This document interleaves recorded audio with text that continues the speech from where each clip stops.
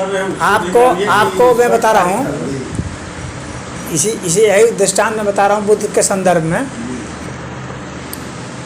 बुद्ध के विषय में कहा जाता है कि वे कहते थे इच्छा ही दुख का कारण है, ऐसा भी वो कहते थे। हाँ, कि जो इच्छा हम करते हैं, जो हम कामना करते हैं, उसी से दुख की उत्पत्ति होती है। तो एक उनके पास उन्हीं के नाम का एक आदमी आया, उसका भी नाम सिद्धार्थ ही था। तो उसने कहा कि भगवान ये बताएं कि आप तो कहते हैं कामना इससे दुख होता है, ऐसा क्या आप कहते हैं? अरे हाँ कहता हूँ। कहे कि जब कामना से दुख होता है तो आप जो प्रवचन करते हैं क्या ये कामना है या नहीं? क्या बिना कामना के प्रवचन संभव है, उपदेश संभव है? तो फिर आपने उपदेश देने की कामना की तो फिर आप दुखी हुए, आप अपने तर्क पर दुखी हो गए, समझ गए? तो बुद्ध चुप हो गए। सच्चाई ये है कि यदि हम कामना नहीं कर सकते तो फिर हम पूर्ण कैसे होंगे? पूर्ण होने के लिए यह जरूरी है कि हम कामना भी कर सकते हैं। हम ब्रह्मचर्य नहीं, हम कामी भी हो सकते हैं। हम जब सभी अवस्थाओं में समान रूप से रम सकते हों तभी हम पूर्ण हैं। हम लोभ भी कर सकते हैं और लोभ से मुक्त भी हो सकते हैं। यानी जितनी भी अवस्थाएं संभव हैं, उन सभी अवस्थाओं में हम समान रूप से रम सकते हैं, तो समझिए कि मुक्त हैं। जो आप मुक्ति की बात कर रहे थे तो मैं कह रहा हूँ। तो आप कह रहे हैं कि इसका मतलब है कि ये सब जो है इसे काम छोड़ दें और वो करें, ऐसा नहीं। आप हर काम को समझिए कि बस ये मैं भी ईश्वर हूँ, ये काम भी ईश्वर है, ये भी ईश्वर है, सब हो रहा है, तो बात खत्म है। इसमें क्या छोड़ना है, क्या पकड़ना है?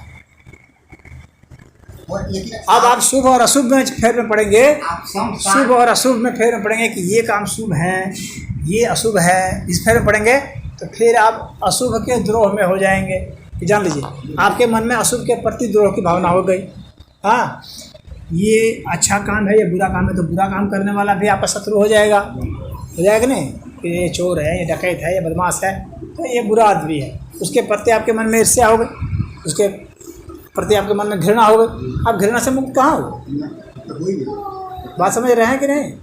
तो आपको अशुभ को तो छोड़ना ही है, शुभ को भी छोड़ देना है। शुभ अशुभ इन दोनों से मुक्त हो जाना है। मुक्त होने का मतलब क्या हुआ कि शुभ को भी ले लीजिए, अशुभ को भी ले लीजिए, इनको साथ लेते हुए विराट हो जाइए, परे हो जाना।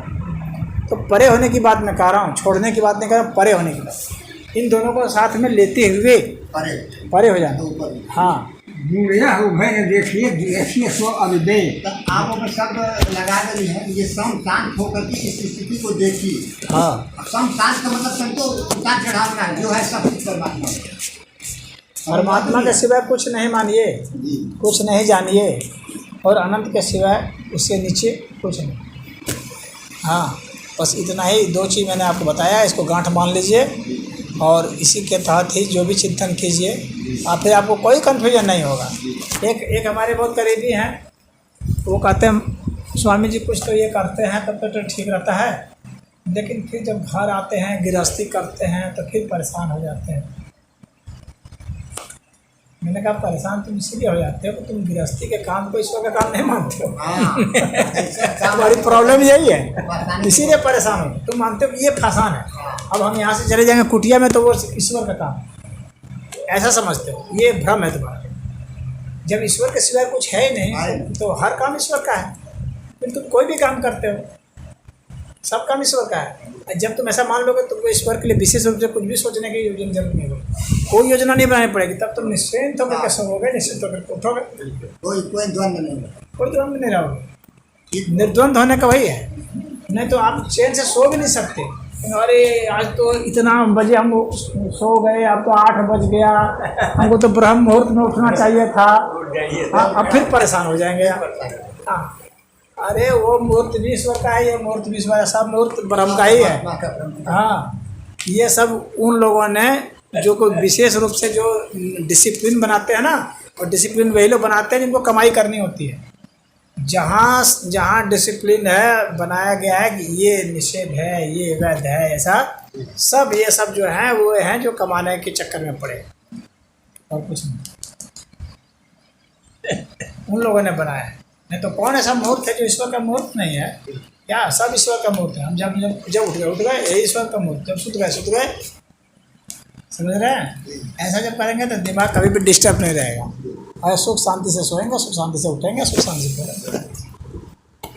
अंत में सारी चीज़ के परेशान होने के बाद आदमी यही नहीं कहता यार भगवान की इच्छा है यही। नहीं, कहना बोध होना में अंतर है। कहने की परेशान होकर के कहना ठीक नहीं है। परेशान हो गए इसका मतलब कि आप जो है असली निष्कर्ष पर नहीं पहुँचे, आप थक गए हैं, आपकी बुद्धि जवाब दे गई है, हाँ, तो उसके बाद जो है आप मान ले रहे हैं मजबूरी में, हमारा बस नहीं चल रहा है, इसलिए बस चलता तो हम ये नहीं मानते, इसलिए ऐसा कह रहे हैं। वह नहीं है, आपका दिमाग को स्पष्ट निष्कर्ष होना चाहिए कि सारे चीज़ों का निचोड़ अनुभव यही है, और यही है तो फिर यही है। वो मजबूरी में नहीं मानना है, वो आपके ज़िंदगी का निचोड़ सार है। वो आपका सार जब आ गया तो आपका दिमाग तब शांत हो जाए, तभी शांत होगा, उसके पहले शांत होगा ही नहीं। हाँ, जब तक निष्कर्ष पर नहीं है, जब तक निष्कर्ष नहीं होगा दिमाग शांत नहीं। कंफ्यूजन क्या है, इसी का समाधान के लिए हाँ, तो यही निष्कर्ष आ जाएगा आपको। और बिना ईश्वर के निष्कर्ष होता नहीं, और ईश्वर के सिवा कुछ है नहीं। तो आपको निष्कर्ष इसीलिए आया क्योंकि आप यह मान लिए, आप समझ गए कि ईश्वर के सिवा कुछ नहीं, इसीलिए। जिस दिन ईश्वर के सिवा कुछ भी समझ लेंगे ना, बस तब आप फिर कन्फ्यूजन में हो जाएंगे, अरे ये तो नल है, तो कहेंगे कि ये तो ईश्वर। आप प्रहलाद को याद कीजिए, सीधे प्रहलाद जो है ना बहुत अच्छा, तो वहाँ भी तो नारायण है, वो भी नारायण है, नारायण के सिवा उसको कुछ दिखता नहीं। तो पिताजी आप में भी मुझे नारायण दिखते हैं, हाँ, तो इसलिए पिता से भी उसको विद्रोह नहीं है, उसको द्रोह नहीं है। तो ऐसा ही जो है भक्त का ऐसा ही मन होता है, वास्तविक ज्ञानी कैसे हो, उसको परमात्मा सिवा कुछ नहीं दिखता नहीं, दृष्टि बदल जाएगी। परमात्मा सिवा जब कुछ नहीं दिखेगा तब समझिए आप असली भक्त हैं, और कुछ भी दिखता है तो अभी भक्त नहीं।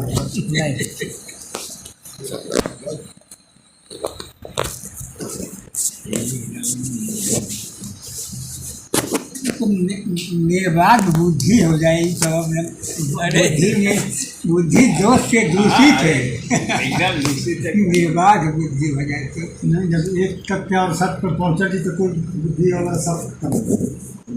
अब बोध असल में ये कन्फ्यूजन क्यों हुआ मैं बता देता हूँ। कन्फ्यूजन अकारण नहीं है, इस कन्फ्यूजन के कई कारण हैं। एक आपका जो व्यक्तिगत अनुभव रहा है, जो इन इंद्रियों से रहा है, हाँ, तो वह है। दूसरा जो साधु संतों ने अब तक बताए हैं, तो उन्होंने मूल बात पर उतनी चर्चा नहीं की जितना कि साइड बातों पर कर दी। उनको मूल बिंदु पहले रखना चाहिए था, मूल बिंदु पहले बताना चाहिए था, और कहा था कि इसी को तुम जोर से पकड़े रहो, हाँ, बाकी चीज़ को हम बताते हैं, हाँ, बाकी चीज़ साइड में, बाकी चीज़ बताया मूल को, हाँ, मूल गायब हो गया, इसीलिए ढेर सारा लाग लपेट में पत्ता सत्ता बटोरने में पता ही नहीं चल रहा है कि जड़ कहाँ है, पता नहीं चल रहा है। तो इस तरह का पेड़ भी बना दिए कि जिसका वो पता नहीं चल रहा है, तो लोग इसी में भरमाते, इस जाल से उस जाल कूद रहे हैं, इस जाल से उस जाल कूद रहे हैं, पता नहीं चल रहा है। तो ऐसा इसीलिए मूल बात में छांट करके ले आया कि ये जो दो मूल बातें हैं, इसी दो को आप लोग पकड़िए बस। तो सब ना बोलो चाहिए, लेकिन असली चीज़ ना बताओ ना होगा, ठीक है। साधना वाली चीज़ जो कुछ बगैर खाए पिए रह जाते हैं, तो समझे में थोड़ा सा अंतर पड़ेगा, थोड़ा सा आप बताऊँगा ना, लेकिन तू पकड़ना पड़ेगा। यानी ऊर्जा को आप ले रहे हैं, ये बात बोलो है ना, लेकिन ऐसा ऊर्जा नहीं ले रहे, जैसे प्रकाश की ऊर्जा है, हाँ, समझ लिया। लेकिन तो साधना आप पहले हो तब न साधना साधना क्या है वो समझिए। साधना इसी को दिया है जो मैंने अभी ये दो बात बताई ना, इस दो बात को पकड़िए, यही साधना है, और कोई साधना नहीं। बाकी सब साधना जो है उसको फिर भुला देने देते हैं। अगर इस दो को समझ गए आपकी साधना सिद्ध हो, अगर नहीं समझे तो आपकी सारी साधना अधूरी है। हाँ, सभी साधनों का जब आप इन दो को चीज समझ अलग गए, नहीं है, हाँ, वो- फिर देखिए कि आप में भी वैसे ही बात हो जाएगी। सबका उत्तर उसी में मिल रहा है। हाँ, सबका उसी में। उसी उत्तर मिल रहा है। ऊर्जा कहीं बाहर नहीं है, ऊर्जा ईश्वर से बाहर नहीं है, ऊर्जा इस आनंद से बाहर नहीं है। जो ऊर्जा की बात की हमने कि ग्रहण करने और की, उस परमात्मा में आप चले गए, अब बाहर के सामान की कोई जरूरत नहीं, ऊर्जा तो मिल रही है। बिल्कुल बात ये है। अरे भाई जो शब्द समझाए के हाथ उसको समझ करके जब आपको बोध होगा तो साधना में है वो। हाँ, साधना तो करने ना कह देने से जैसे महाराज जी का जन्म होगा नहीं करने से वैसे नहीं होगा। वो सबसे बड़ी साधना है। आपको आप उसका एप्लीकेशन करना है। आपको उसको क्या करना है मैं बताता हूँ। आपको हर चीज़ में अप्लाई करना है। उदाहरण के लिए इसीलिए मैंने कहा था ना, एक का शब्दार्थ है, एक भावार्थ है, कमार्थ है। आपको प्रयोग करना है। वो मान लीजिए प्रयोग करना ये है, प्रयोग मान लीजिए कि ये मोबाइल है, ठीक है। अब मान लीजिए आप इसको देखिए, अकेले बैठ करके कभी देखिए और चिंतन कीजिए कि ये मोबाइल जो है अनंत कैसे है। अब आपको इसकी खोज करनी है, अनंत कैसे है, और दूसरे से पूछ के नहीं, अपने से खोजना है आपको। इसी पर चिंतन कीजिए, फोकस कीजिए कि ये अनंत कैसे है। अगर आपने पता लगा लिया कि अनंत ये कैसे है, तो आप समझिए कि आपको बोध हो गया। आपको ये प्रयोग करना है। ये जो है चम्मच कैसे अनंत है ये पता लगाना, ये कैसे ईश्वर है पता लगाना। आपको मैंने मंत्र दे दिया कि ये है ईश्वर और ये है अनंत, जो मैंने बताया ना, इसीलिए कहा है। और उसको आपको हर चीज़ में लागू करना है, ये भी मैंने बताया है, हर चीज़ में लागू करना। तो आपको लागू करना, जब आप लागू कर देंगे ना, आप लागू कर देंगे, उसको खोज लेंगे कि हाँ ये कैसे अनंत है, तो उस वक्त आपको बोध होगा। यदि आप नहीं खोज पाते हैं तो भी आप साधना में हैं, लेकिन आपका रास्ता सही है, क्योंकि आप उसको खोजने में लगे हुए। जिस दिन आप खोज लेंगे, उस पॉइंट पर पहुंच जाएंगे, उस दिन आप सिद्ध होंगे। तब वह जो जानकारी है वह ज्ञान के रूप में हो जाएगा। जानकारी और ज्ञान में एक फर्क है। जानकारी तो मैंने आपको दे दी कि अनंत है और ईश्वर है। अब आपको इसका ज्ञान करना है कि कैसे अनंत है, समझ गए। अब जानकारी को आधार बना करके ज्ञान तक पहुँचे। ज्ञान तक आपको पहुंचना है। अब कैसे करेंगे, ये आप अपनी बुद्धि का प्रयोग कीजिए। आपको बुद्धि इसीलिए दी गई है ना कि आप प्रयोग आपको करना है। उदाहरण के लिए मान लीजिए कि मैंने ये मोबाइल आपको समझाया। अब इस मोबाइल को मान लीजिए कि मैं इसको तोड़ दूँ कई भाग में, आप कल्पना से तोड़ लीजिए, कई भाग में टुकड़े टुकड़े हो गए। हाँ, फिर उसको टुकड़े टुकड़े कर दिया। इस तरह से मान लीजिए मैं इसको पीस दिया, इसको मैंने जला दिया, तब क्या होगा। आपको हर तरह का प्रयोग करके देखना होगा ना। इसको मैं जला दूंगा तो क्या हो जाएगा, आग बन गया, खाली आग हो गया। उस आग को का भी जो सूक्ष्म स्वरूप है वो क्या होता है, विद्युत का भी जो सबसे सूक्ष्म स्वरूप होगा वो क्या होगा, इस प्रकाश का भी जो सूक्ष्म स्वरूप होगा वो क्या होगा। तो बैठ करके आपको उस पर चिंतन करना है। यहाँ आपको रटने से काम नहीं चलेगा, यहाँ आपको बैठ के सोचना पड़ेगा। हर बातों में समाधिस्थ होना पड़ेगा। हाँ, आपको सोचना पड़ेगा कि कैसे ये अनंत है। आपको इसका पता लगा के हर हाल में लगाना है।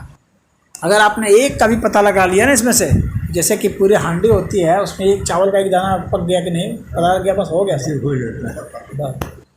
बस आपको एक में लागू करना है। किसी भी एक चीज़ को ले लीजिए। आप अपने मूर्ति को भी ले सकते हैं, जो जिसको पूजा करते हैं, आप दरवाजे को ले सकते हैं, जूता को ले सकते हैं, XYZ कोई चीज़ ले करके आपको बस यही दो चीज़ पता लगाना कि ये कैसे ईश्वर है और ये कैसे अनंत है, बस।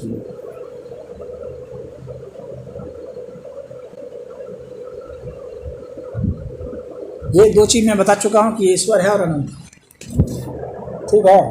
ये दो चीज़ मैं बता, अब आपको यही पता लगाना कि ये कैसे है।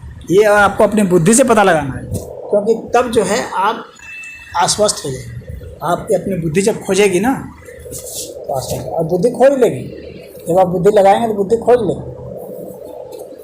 आपकी बुद्धि के बहुत सारे अंश जो है जागृत होने लगेंगे, उसको ऊर्जा मिलने लगेगी पूरी। जो आप पूछ रहे थे ना कि ऊर्जा कहाँ से मिलती है, तब आपको पता चलेगा ऊर्जा कहाँ से मिलती है। जब आप ऊर्जा इसमें लगाएंगे खोजने में, तब आप में इतनी ऊर्जा है कि आप अमूमन जो है 1% 2% ही इस्तेमाल करते हैं अपनी ऊर्जा का। इतना जान लीजिए, बाकी आपका जो है इस्तेमाल नहीं हो रहा है, क्योंकि आप बुद्धि लगा ही नहीं रहे हैं जहाँ बुद्धि लगानी चाहिए। आप तो हल्की फुल्की चीज़ में बुद्धि लगा रहे हैं ना, जिसके लिए बहुत ऊर्जा की जरूरत नहीं है। जब कठिन चीज़ में ऊर्जा लगाएंगे तब ना बुद्धि को जोर पड़ेगा, तब जो ऊर्जा जो अभी सोई हुई है वो जागेगी कि इसको ये चीज़ की ज़रूरत है और ये सामान्य बुद्धि से नहीं हो सकता, इसको विशेष बुद्धि दो, तब विशेष बुद्धि आपकी प्रकट होने शुरू हो जाएगी। उसी को कुंडलिनी जागरण कहते हैं। नाम सुने होगा ना कुंडलिनी जागरण, तो वही है। तब जब आपकी चुनौती बहुत बड़ी हो। स्वामी जी आपके सानिध्य में हम लोग को ऊर्जा तो मिल गई है, मिलेगा ही, ऐसे ही अगर कर्म होता रहेगा तो संत का बहुत हर जगह, मतलब रामायण में हर जगह लिखा है कि संतों का संग करिए, संग करने से ऊर्जा मिलेगा, ज्ञान मिलेगा, प्राप्ति होगी, बात हो जाएगी, संग से हो जाएगा। इतने महत्व था काम इसी में नहीं देते, खेल ऊर्जा खेल लेगा। हाँ, तो वे लोग सोचते हैं कि ऊर्जा सीमित है, हमारी चली जाएगी, जबकि मैंने बताया ना आपको कि यहाँ असीमित है। ये बात सदैव ध्यान रखिए, असीमित है।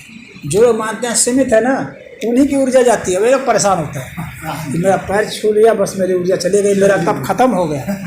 हाँ, जबकि ऊर्जा तो असीमित है, क्या खत्म होना है इसका। और जब ऐसा जब मानेंगे ना, तो आपके भीतर में ऊर्जा का अनंत प्रवाह है, तो आपको तब इसको परेशान नहीं होंगे।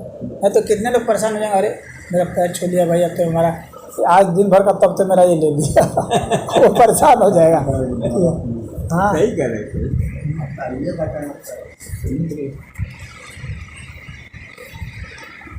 जब आप मान लेंगे इस चीज़ को ना कि मैं अनंत हूँ, तो मेरी ऊर्जा भी अनंत है, तो वो छीन नहीं हो सकती।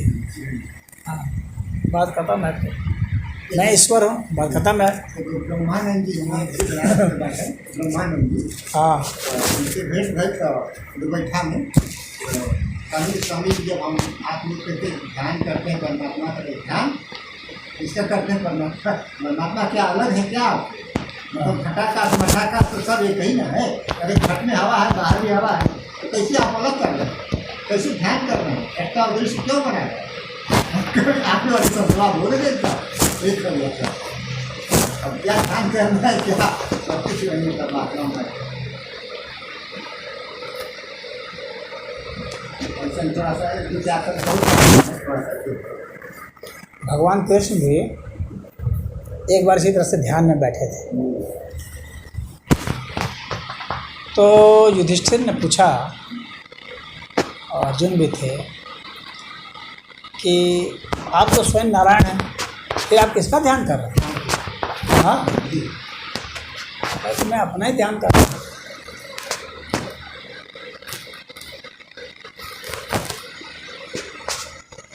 अपना भी ध्यान कर सकते हैं आदमी। अरे मन जो संसार में लगा रहा है, उसको भगवान अपने में लगा दीजिए, और ऊर्जा भी बन जाएगी, ऊर्जा का अच्छा साधन। मेरे सिवा कुछ और नहीं है, तो मैं अपना ही ध्यान करता हूँ। जब सिर्फ मैं ही मैं हूँ, तो मैं अपना ही ध्यान कर रहा हूँ। अपना ध्यान करो। वो जो बातें खत्म हो,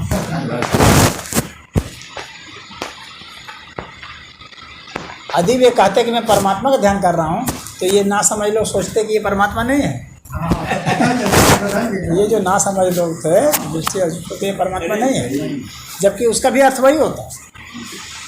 आप समझने की कोशिश कीजिए, क्योंकि परमात्मा के सिवा कुछ नहीं है, तो कहा मैं परमात्मा का ध्यान कर रहा हूँ, बात एक ही है। लेकिन वे जानते थे कि अभी मैं ऐसा कहूँगा तो ये ऐसा सोचेगा। इसलिए उसने कहा कि मैं अपना ध्यान